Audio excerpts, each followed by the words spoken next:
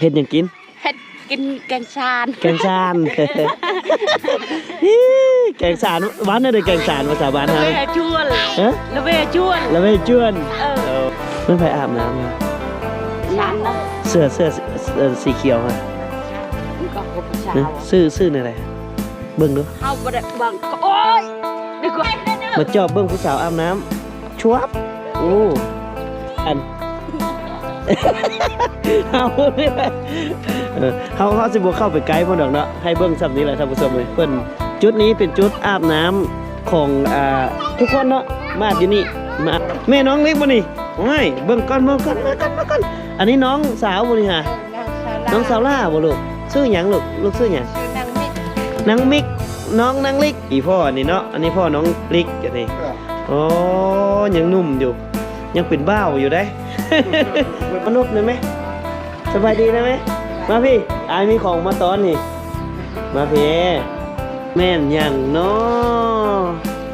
เบิ่งน้ำกันท่านผู้ชมเขาชิมาขอไปสิค่าดองแพงปะพูดอยากขาด เนี่ยมีอย่างแน่เอาค่าดองมีอย่างแน่หิดคองมีอย่างแน่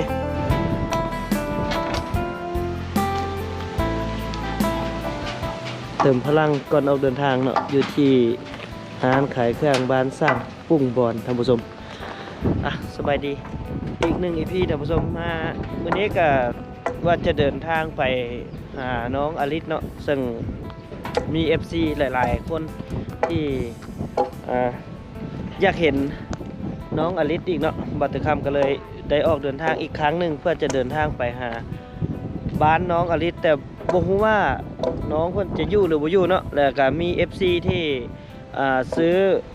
เป็นผ้าถุงหรือว่าผ้าสิ้นเนาะฝากไปให้น้องอลิสเดี๋ยวบัตรคำจะเอาผ้าสิ้นไปให้น้องเขาเนาะติดตามเบิ่งนำกันท่านผู้ชมบัตรคำเลือกเส้นทางเลขที่12เดินทางไปยังลังคังสอดออกทางแสดงเวียดแต่ว่าจะมีทางลัดเข้าไปตัวเมืองบุรพาบัตรคำเลือกเส้นทางนี้เนาะถึงว่ามันจะไกลแต่มันก็สะดวกก็คือมันเป็นทางดำแล้วเราจะเดินทางอีก40กิโลเป็นทางแดงไปหาน้องอลิสแต่ว่ามันก็ง่ายแล้วนะท่านผู้ชมเดี๋ยวติดตามเส้น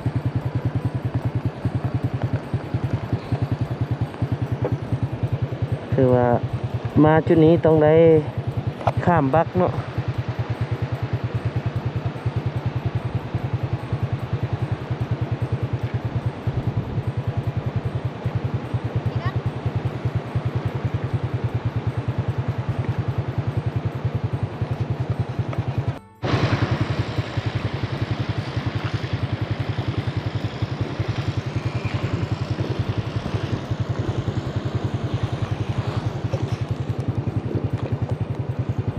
ถือว่า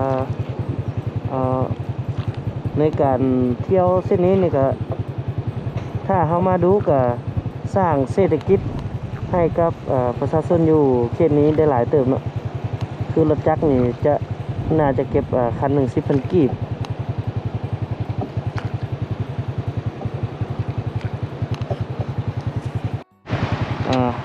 หลังจากเราจ่ายเงินแล้วเราก็จะออกเดินทาง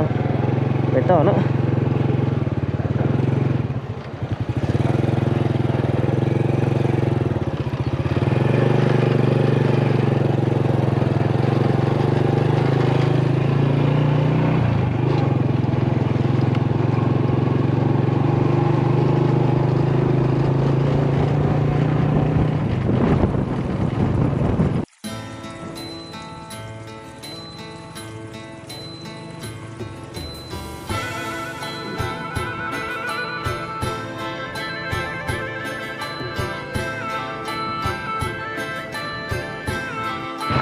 ตอนนี้ก็บอสข้ามก็เดินทางมาฮอด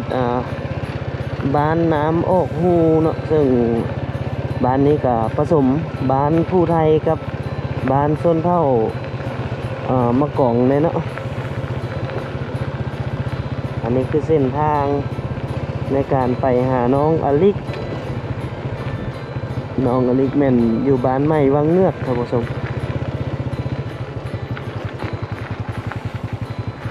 นี่เป็นบ่อนอาบน้ำของพี่น้องชาวบ้าน น้ำออกหูเนาะ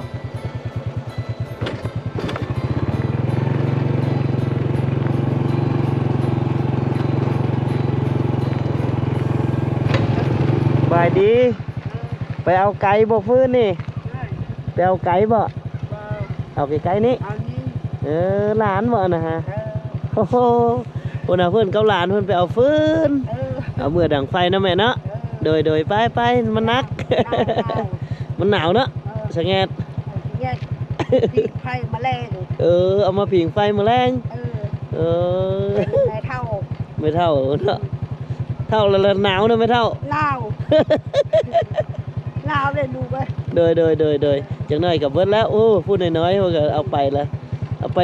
ผิงไฟเพิ่นว่าครับเจอเด้อเจ้าโชคดีเพิ่นไปเอาฟืนท่านผู้ชมฟืนมาหยังกับฟืนภาษาบ้านเฮาอ่ะ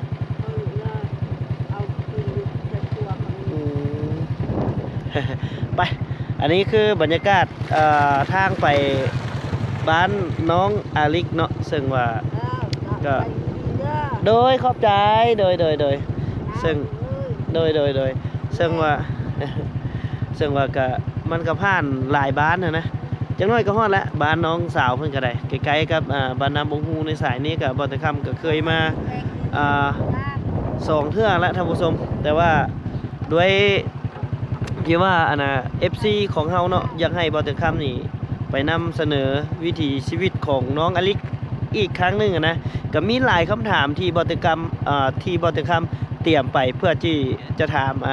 น้องอลิกเนาะที่ว่าท่านผู้ชมอยากรู้หลายอย่างน่าจะรู้ในคลิปนี้แหละคลิปนี้มีคำตอบแน่นอนท่านผู้ชมเดี๋ยวติดตามเบิ่งนำกัน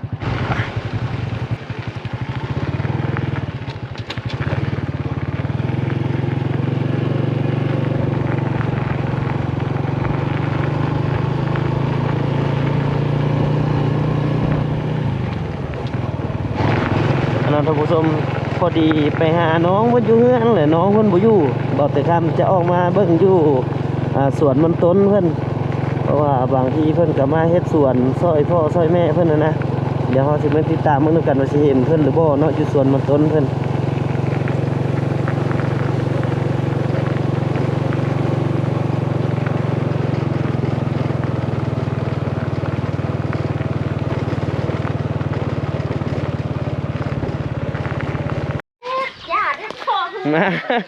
มาก่อน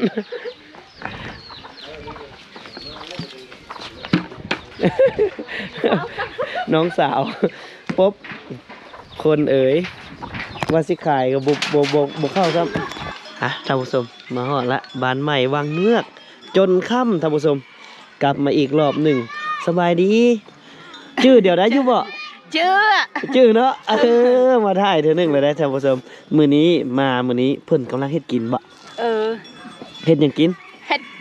แกงชานแกงชาน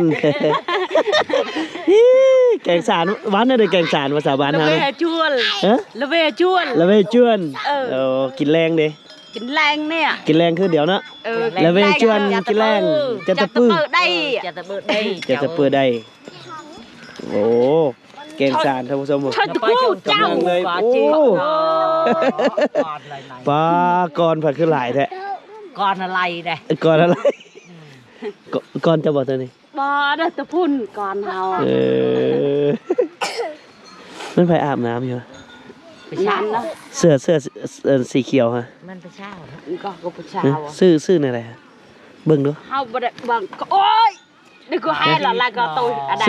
ซื้อหยังสิ้นสีเขียวฮะไลโนไลอีจันอีเนอก็อีจันโอ้สาวเนอกับสาวจันเดี๋ยวขออนุญาตไปเบิ่งคนก่อนจังหน่อยนึงเปิดกันหน่อยนึงมาจอบเบิ่งผู้สาวอาบน้ำชวบโอ้เบิ่งอีกท่านผู้ชมชวบพุ่นน่ะผู้สาวอาบน้ำพุ่นน่ะจักผู้สาวหรือเมียเพิ่นบ่ฮู้แหละผู้สาวบ่โอ้ไปเบิ่งกันซะนะสบายดีผู้ใดชื่อจันฮะจอบเบิ่งท่านผู้ชมจอบเบิ่งกันผู้ใดชื่อจันเฮานี่แหละเฮาสิบ่เข้าไปไกลเพิ่นดอกเนาะให้เบิ่งซ้ำนี้แหละท่านผู้ชมเอ้ยเพิ่นจุดนี้เป็นจุดอาบน้ำของทุกคนเนาะมาอาบอยู่นี่ อ๋อเฮือนน้องจันอยู่ไสใช้เฮือนเจ้าหาอาบน้ำแล้วก่อนเด้ออาบน้ำแล้วก่อนแล้วจังร่มกัน ให้เพื่อนอาบน้ำกันท่านผู้ชมไปเดี๋ยวเขาสิไปเฮือนน้องอเล็กเบิ่งก่อนเพราะว่าบ่ฮู้ว่าเพิ่นมาแล้วบ่แต่ให้แต่หน้าแต่สวนนะเพราะว่าบ่ได้คำยังมาหาเพิ่นงวดหนึงแล้วตอนหัวแรงแต่ว่าบ่เห็นเดี๋ยวสิกลับไปเบิ่งอีกว่าสิมาแล้วหรือยังเนาะเฮาละซื้อเตียงเจ้าซื้อหยังก็ ชื่ออีตา ซื้ออีตา อีตา ลูกจักคนก็ ลูกช่องคอน โอ้ลูกแต่2คนลูกเจ้าผู้เดียวลูกกับผัว ลูกกับผัว ลูกกับผัวเพิ่นกำลังแกงหน่อสารกินแรงท่านผู้ชมอ่ะเอาเขาให้แซ่บๆกับแกงหน่อสารเด้อเอาตามยังนี่ ตำข้าวเบื่อ ข้าวเบื่อโอ้ ตามข้าวเบื่อใส่กับแกงเพิ่นน่ะอันนั้นเพิ่นต้มหน่อสารไว้เนาะ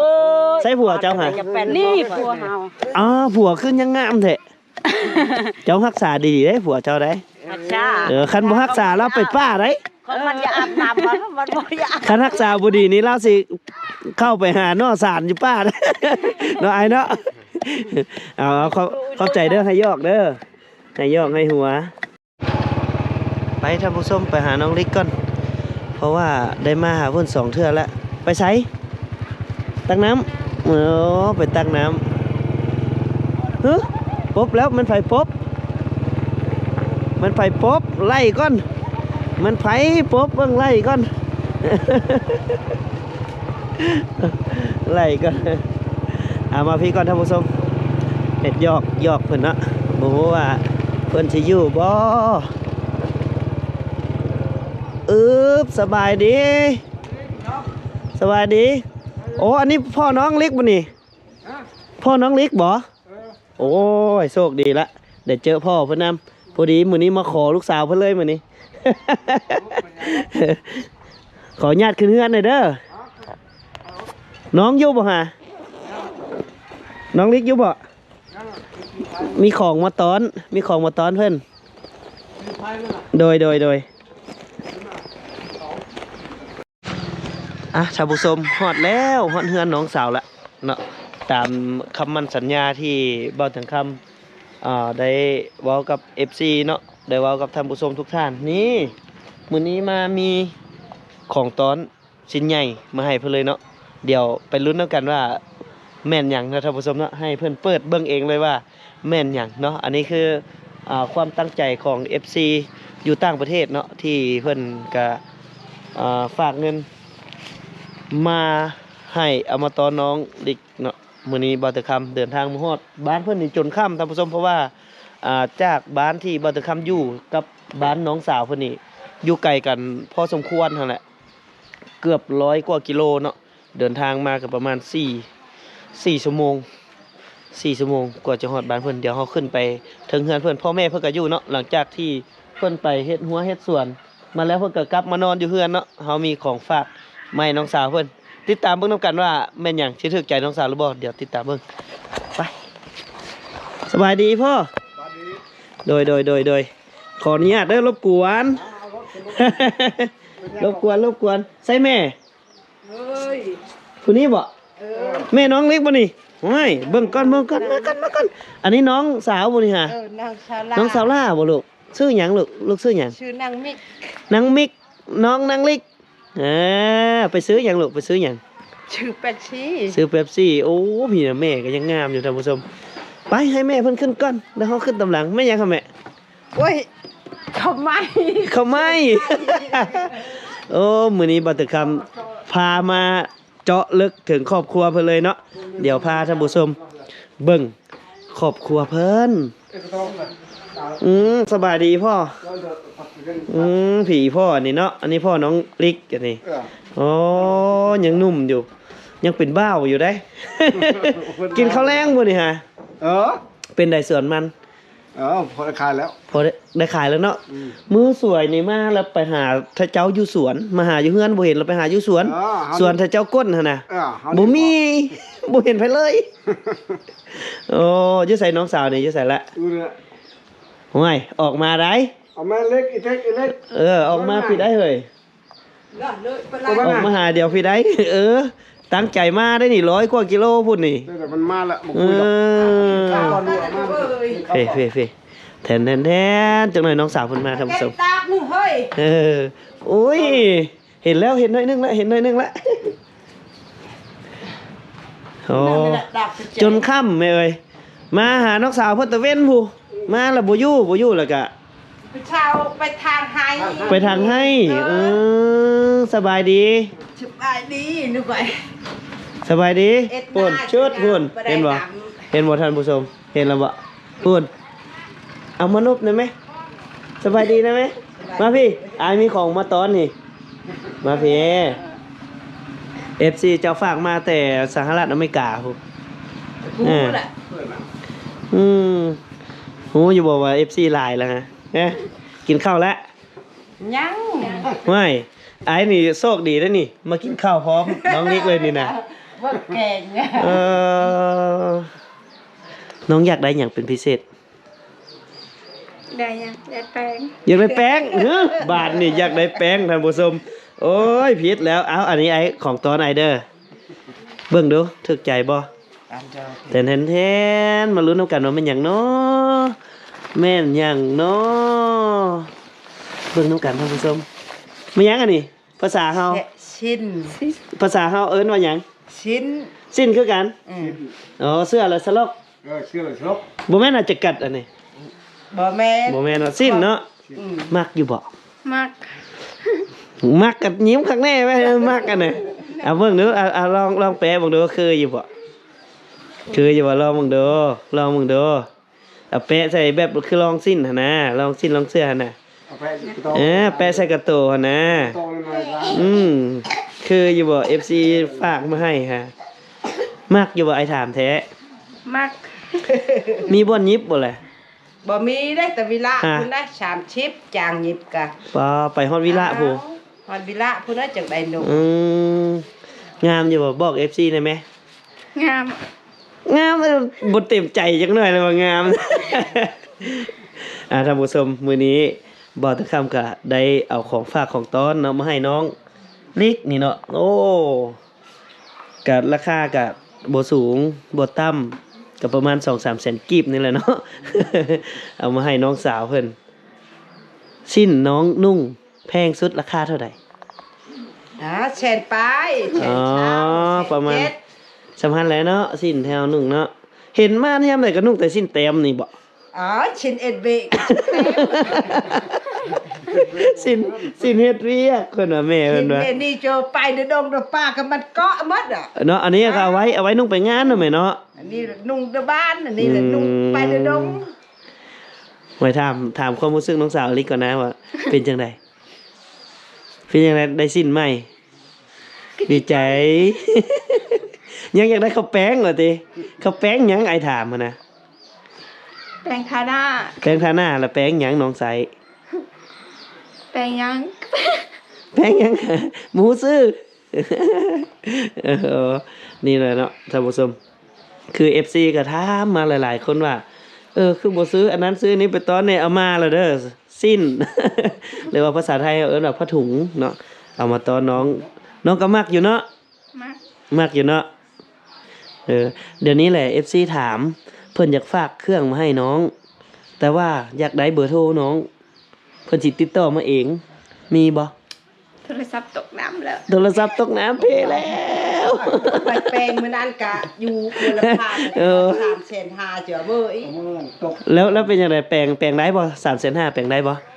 เขาว่าได้3,500แปลง คัน3,500แล้วแปลงได้เนาะ อืม แล้วบ่มีเงินแล้วบ่ได้แปลงซ้ำ อืม อื ไม่ได้แปลง ม อายมันน่ะไปแปลงไม่ได้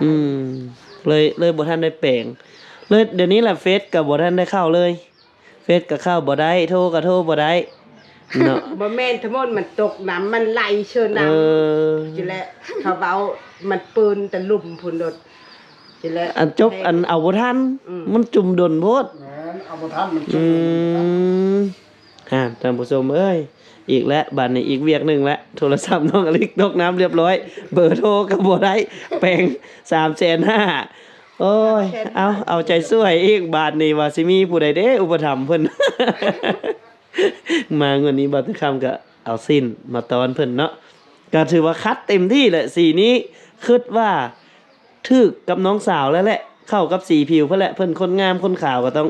สีประมาณนี้แหละเลื่อมๆหน่อยนึงนะเอาไว้นุ่งไปดองนะ เอาเทื่อนี้ยังบ่ได้เด้อเบอร์น้องเด้อเพราะว่าโทรศัพท์เพิ่นเพงวดหน้าเบาแต่ข้ามจังสิเอาเบอร์ให้เด้อท่านผู้ชมเด้อ เนาะพ่อเนาะ จ้า อันนี้พ่อนี่เด้อเอาให้เบิ่งนี่คือพ่อน้องเพิ่นนี่อันนี้น้องสาวล่าสบายดีนะแม่ลูกสบายดีนะแม่ นี่แหละ สวัสดี สบายดีนะแม่ ครอบครัวเพิ่นถามอีแม่แน่ครอบครัวอันน่ะถ้าเฮาหั่นลูกเจ้าเฮาจักคนก็ ลูกเขา6 คน 6 คนน้องลิกนี่คนที่เท่าใด 3 คนน้องนางเล็ก น้องนักลิก3 คนเนาะโอ้6 คนแสดงว่าเราคนที่3อันนี้คือแม่เพิ่นพ่อเพิ่นนี่เนาะ เอาพ่อผู้หนึงเอาแม่ผู้หนึง แต่งงานแล้ว2 คนผู้ชายคนหนึงผู้หญิงคนหนึงเนาะเดี๋ยวจักหน่อยมีเรื่องหนึงสิถามแม่เพิ่นกับพ่อเพิ่นถ้าจักหน่อยหนึงท่านผู้ชมให้น้องลิกมาก่อนเดี๋ยวบัตรคำสิถามถามแบบสดๆเลยให้พ่อแม่เพิ่นตอบเลยเนาะประมาณนั้นแหละท่านผู้ชมเดี๋ยวบัตรคำสิขอถามพ่อแม่เพิ่นน้อยหนึงเนาะคือ FC ก็ถามมาหลายนะคือถ้ามีคนมักลูกสาวเจ้าเนาะเขาสิมาขอไปสิค่าดองแพงบ่ พูดจากเขา มีหยังแน่เอาค่าดองมีหยังแน่ฮีดคองมีหยังแน่ มีทองเงินนั่นเอ้ย เงินจักล้านเอา โอ้หลายล้าน เท่าใด มาเลย30พุ่น หรือว่าให้น้องอลิกเว้าเอาบ่ แอ๊ก อ๋อเป็นยังดอ สมัยเดี๋ยวนี้ ก็เลยมาฮักกันนะบ่ตันเว้าเงินคำ เนาะ เว้าบ่ได้ เอามีหยังแน่ฮีดเฮาบ้านเฮานี่ตามที่เคยขอกันเนาะมีหยังแน่ ก็มีหมูมีไก่เอ้ย หมูจักโต ก็หมูกะ หมูช้อง หมู2โต 10ตัว ไก่10โตเงิน งวย2ตัว งัว2โตงัวจักน้องส่งน้องน้อง หนึง น้องนึงก็ได้ ตามมีตามคลองเนาะ เขาอยากกินได้น่ะนะ เอามาเลี้ยงแขก เลี้ยงแขก วันนี้เงินได้จักล้าน เว้าบ่ได้ต้องเว้าหลาย เนาะประมาณสูงสุดเลย พม่านก็นับเป็นพม่านนะ โอ้ยแม่ก็ยังบ่ฮู้เด้อต้องเบิ่งเพิ่นเว้าในนี้ซะเพิ่นว่าถ้าว่าลูกเคยฮักมักฮักอีหลีเนาะ เว้าบ่ได้ มันก็เว้าบ่ได้เนาะเฮ็ดตามที่ตามคลองเฮาแล้วก็มี เล่นคุณเล่นมาเกราะ ไม่เลยมันก็ไล่ตำลังบ่ได้เอาหมด เพื่อละเป็นว่าวลูก เนาะปกติแบบเวลาที่ว่ามีคนมาแต่งงานกับลูกเฮานี่ให้อยู่พีหรือว่าไปอยู่น้ำผัว อยู่เฉลยก็อยู่ มีเรื่องก็ได้หมดบ่เป็นหยัง แล้วแต่ความพอใจ เขาพอใจบ่ อ๋อ บ่เป็นหยัง มากะอยู่เฮินพัวเพิ่นเอ้ยสนุกอยู่เฮินพ่อแม่เพิ่นโต โอ้ยอันนี้ก็ถามยอกถามหัวกับอีพ่ออีแม่ท่านผู้ชมเว้ย ว่าเยอะชื่อ เพื่อให้ท่านผู้ชมได้ฮู้นะได้ม่วนได้ซื่นเนาะกับน้องลิกนี่จักปีละ ฮอดเลย 17 67พุ่นได้แล้ว คือว่าลูกมางวดนี้เพิ่นจ้อยลงเนาะมางวดเมื่อกี้นี่เพิ่นตุ้ยได้เฮ็ดอีหลุยอยู่บ่ ไม่ได้อยู่เฮินมือมาแล้วกวนมันจะไปทางอีก อ๋อ ได้เช่าเลย บ่ได้เช่าเลยเนาะ บ่ได้เช่า ถือว่าซุมื้อนี่อยู่เฮือนนี่น้องลิกนี่บ่เป็นรักให้กับครอบครัวเฮานำนี่เพิ่นนี่บ่ คนนั้น น้องสาวเฮาเนาะอายุสำนี้ก็แบบเป็นรักเป็นแก่นให้พ่อให้แม่ทางเวียกเฮือนเวียกซานแม่นมีแต่น้องเบิดเนาะทางให้ทางสวนนั่นอีก เท่าแล้วอายจะอยู่พื้นอายมีอาย เขามีครอบมีครัวหมดเลยเนาะ พัดเขาได้ลูกหลายแล้วเขาก็5 คนแล้วอยู่ผมเดียวนี่จะมันบ่กุมกิน น้องลิกมื้อนี้มีหยังสู้อายกินมื้อนี้ บ่มี โอ้ยมีแกงจังช่วยเด้อก็บ่เนาะบ่มีน้องสาว น้องสาวเพิ่นเตรียมสิไปอาบน้ำแล้วท่านผู้ชมเดี๋ยวก็สิรบกวนน้องสาวเพิ่นซ้ำนี้ก่อนเนาะเดี๋ยวไปเบิ่งอันพาเข้าเพิ่นจักหน่อยหนึงให้แล้วก็ให้น้องสาวเพิ่นไปอาบน้ำเนาะไอ้นอนพี่ได้บ่มื้อนี้ ก็ได้ บ่มีหยังกินเพิ่นว่ามื้อนี้ไอ้สิมากินข้าวแรงอีพี่ได้บ่มีหยังกินเพิ่นว่าสิซื้อเป็ดบ่มีเป็ดขายสิซื้อไก่บ่มีไก่ขายเอ้าย่าซะว่า ขอบใจ FC ขอบใจ FC แน่ที่เพิ่นซื้อสิ้นให้ ขอบใจ ขอบใจเด้อ FC ขอบใจเด้อ FG ที่ซื้อสิ้นให้น้อง ที่ซื้อสินให้น้อง คันผู้ใดอยากได้เบอร์โทรกับน้องแปลงโทรศัพท์ได้ก่อนว่าสิ เบา มีเพื่อนทักมา บ่ทันละจื้อบ่ถ้าผู้ใดอยากได้เบอร์ ถ้าไปได้อีกได้เบอร์ ให้น้องแปลงโทรศัพท์ก่อน ให้น้องเป็น เราก็ทำน้องได้เงินได้ไปได้เงินจะจักปีเลยเดินเลย เอาอันน่ะเฟซตัวนั้นน่ะแม่นของน้องบ่อันลิกคนเดิมหั่นนะแม่นบ่เห็นแล้วรูปไอ้ส่งให้ฮะ ก็เห็นน่ะแต่โทรศัพท์ตกน้ำแล้ว แล้วบ่ได้ซ้ำรูปมันเนาะ ไม่ได้ อันยังเซฟไว้อยู่เอ้าเดี๋ยวให้น้องเพิ่นแปลงโทรศัพท์ก่อนแล้วจังว่ากันท่านผู้ชมเนาะขอบใจเด้อขอบใจ ท่านผู้ชมเดี๋ยวแรงนี้ก็สิได้ฝากท้องอยู่เฮือน้องดิกหน่อยหนึงก่อนเนาะแกงไก่มันบ่พอ แกงไก่ แกงไก่ป้านี่เนาะ ไก่ปลา ถ้าเจ้ากินแล้ว บ่กินถึงเช้าแล้วกินหมด ฮะถ้าเจ้าอิ่มแล้วสบตอนแรงนี่ อิ่มแล้ว เอามากินน้ำเฮาไหม บ่กินแล้วไหน บ่ได้ถ้ากินน้ำลงนิกซะจักคำสองคำเนาะท่านผู้ชม จะเอาไปอันนึงนี่เลย เดี๋ยวกินข้าวน้ำน้องสาวเพิ่นก่อนจักหน่อยหนึง กูจะเอาอันก่อน มา ต่อมาแล้วนะครับ มา มากิน มาจะได้ไปเมียงก่อน ลูกเพอเฮา ลูกเพ้อบ่นะ ดีไหม เขาแข่งทางแต่กระหามน้อย กิน มีโอกาสได้มาเฮือนเพิ่นโอ้โชคดีเลยได้กินข้าว ได้อัน